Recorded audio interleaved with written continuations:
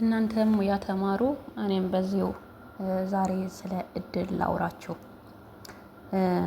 በእድል የማታምኑ ሰዎች በተለይ ብትሰሙት ደስ ይለኛል። የምሬ ነው። ይሄ እውነተኛ ታሪክ ነው፣ ውሸት እንዳይመስላችሁ። እና እኔም ከአንድ ሚዲያ የሰማሁት ነው። እሱም ምንድነው? በተለይ ኢማራት ላይ ዱባይ ላይ የምትኖሩ ልጆች ስለ ዱባይ ቸኮሌት ያው ሁላችንም እናውቀዋለን። በየሱቁ በየሱፐር ማርኬቱ በቃ በተለያየ ቦታ እናየዋለን እና በጣም ተወዳጅ ቸኮሌት ነው። እና ይሄ ቸኮሌት መጀመሪያ የሰራችው አንድ ግብፃዊ ሴት ናት። እሷ የምትኖረው እዚሁ ኢማራት ውስጥ ነው። እና ይህንን ቸኮሌት መስራት የጀመረችው እቤቷ ውስጥ ነው። ልጆቿ እያሳደገች አራስ ሆና እቤቷ ውስጥ ነው የምትሰራው።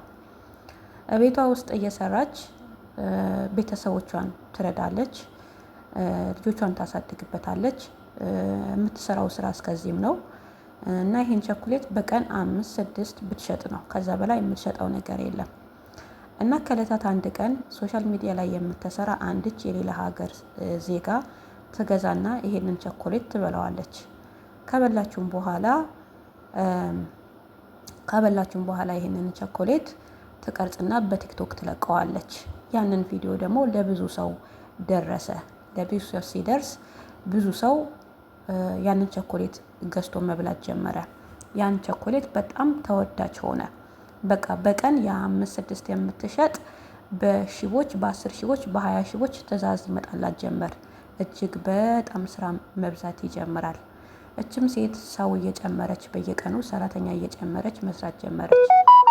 እና ይህንን ነገር የዱባይ መንግስት ወይም ሼሁ ጋር ሲደርስ ሼሁ ይደውልላትና እችን ሴት ጋራ ትልቅ ካምፓኒ ከፍቶ የሽርክ ወይም ደግሞ ይሄ የጋራ ነው የሁለት እንደዛ ሆኖ እንዲሰራ ያናግራታል።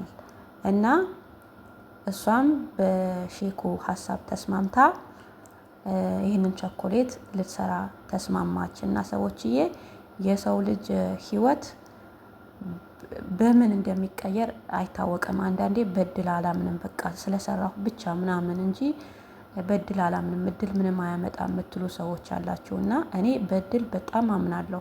በእድል ከሚያምኑ ሰዎች አንዷ እኔ ነኝ። እና በቃ በእድል ያለፈላቸው ሰዎች አውቃለሁ። ብዙ ሰዎች ሶሻል ሚዲያ ላይ ወጥተው የሚናገሩ ኖርማን በአካል የምታውቋቸው ሰዎች ይኖራሉ። እና እንግዲህ እድላችን እንደየሰው ቢለያይም ግን እድል አሪፍ ነው። እና ዶናቴን ከወደዳችሁት ላይክ እና ሰብስክራይብ አድርጉልኝ። አመሰግናለሁኝ። መልካም እድል